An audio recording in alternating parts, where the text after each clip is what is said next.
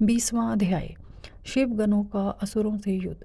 व्यास जी बोले, हे सनत कुमार जी, असुर राज जलंधर के राहु नामक दूत का क्या हुआ?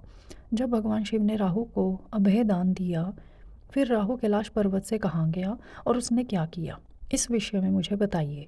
महर्षि व्यास के इन वचनों को सुनकर सनत कुमार जी बोले, हे महर्षि, जब राहु नामक दूत को शिवजी ने उस पुरुष के हाथों से मुक्त करा दिया, तब राहु वहाँ से तुरंत भागकर अपने स्वामी दैत्यराज जलंधर के पास गया और वहाँ उसने अपने स्वामी को सभी बातें बता दी जो वहाँ हुई थीं। उन सारी बातों को जानकर असुर राज जलंधर का क्रोध 7वें आसमान पर चढ़ गया। जलंधर ने अपने सेनापति और अन्य अधिकारियों को बुलाकर अपनी दैत्य सेना को युद्ध के लिए तैयार होने की आज्ञा प्रदान की। अपने स्वामी की आज्ञा पाकर काल नेमी, शुंभ निशुंभ आदि महावीर पराक्रमी दैत्य युद्ध के लिए तैयारी करने लगे। जलंधर की विशाल चतुरंगिनी दैत्य सेना भगवान शिव से युद्ध करने के लिए निकल पड़ी। उस सेना के साथ ही दैत्य गुरु शुक्राचार्य और राहु भी थे।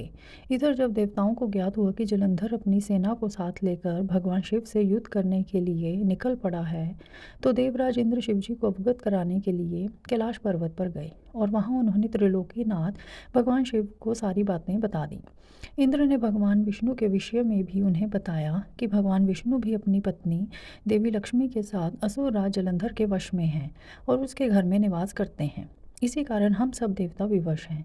हमें न चाहते हुए भी जलंधर के अधीन होना पड़ा है। भगवान, आप भक्त वत्सल हैं, आप अपने भक्तों की रक्षा कर हमें जलंधर से मुक्ति दिलाएं, उसे मारकर हमारे प्राणों की रक्षा करें। सारी बातें ज्ञात हो जाने पर भगवान शिव ने सर्वप्रथम भगवान श्री हरि विष्णु का स्मरण किया। प्रभु के स्मरण करते ही विष्णु जी वहाँ तुरंत प्रकट हो गए। उन्हें देखकर शिवजी ने उनसे पूछा, हे विष्णु, तुम्हें मैंने दैत्येंद्र जलंधर का वध करने के लिए भेजा था, फिर तुमने उसका वध क्यों नहीं किया? आप उसके घर में क्यों निवास कर रहे हैं? अपने आराध्य भगवान शिव के ये वचन सुनकर भगवान श्री हरि विष्णु ने अपने दोनों हाथ जोड़ लिए और विनम्रतापूर्वक बोले, हे करुणा निधान भगवान शिव, मैं जानता हूँ कि आपने मुझे दैत्यराज जलंधर का संहार करने की आज्ञा दी थी, परंतु मैं उसे नहीं मार सका, इसलिए आपसे क्षमा याचना करता हूँ, मेरी गलती क्षमा करें। प्रभु, मैंने जलंधर का वध इसलिए नहीं किया क्योंकि जलंधर मेरी प्राण वल्लभा देवी लक्ष्मी का भ्राता है और उसमें आपका अंश भी विद्यमान है। इसलिए उस दैत्य की वीरता से प्रसन्न होकर मैं उसके घर में निवास करता हूँ। भगवान विष्णु के वचनों को सुनकर त्रिलोकीनाथ भगवान शिव हंसने लगे। फिर बोले, देवताओं, तुम सभी सोच और चिंताओं को त्याग दो। तुम्हारी रक्षा के लिए मैं अवश्य ही जलंधर का संहार करूँगा। यह सुनकर सभी देवता निश्चिंत हो गए। इसी समय जलंधर अपनी विशाल सेना साथ लेकर कैलाश पर्वत के निकट पहुंच गया। उसने कैलाश पर्वत को चारों ओर से घेर लिया। उस समय बड़ा कोलाहल होने लगा। यह शोर सुनकर भगवान शिव को क्रोध आ गया। तब उन्होंने अपने गणों को आज्ञा दी कि वे जाकर राक्षसों से युद्ध करें। अपने आराध्य भगवान शिव की आज्ञा पाकर उनके गण युद्ध करने चले गए। शिवगणों और जलंधर की दैत्य सेना में बड़ा भीषण युद्ध होने लगा।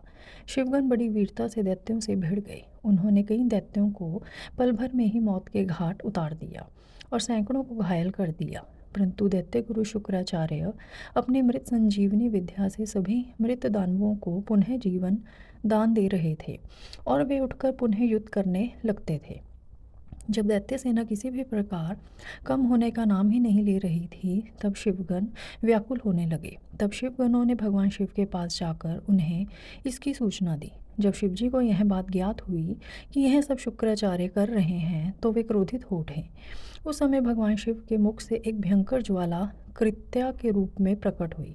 उसका रूप अत्यंत रौद्र और भयानक था। वह वहाँ से सीधे युद्ध भूमि में गई और दैत्यों को पकड़ पकड़ कर खाने लगी।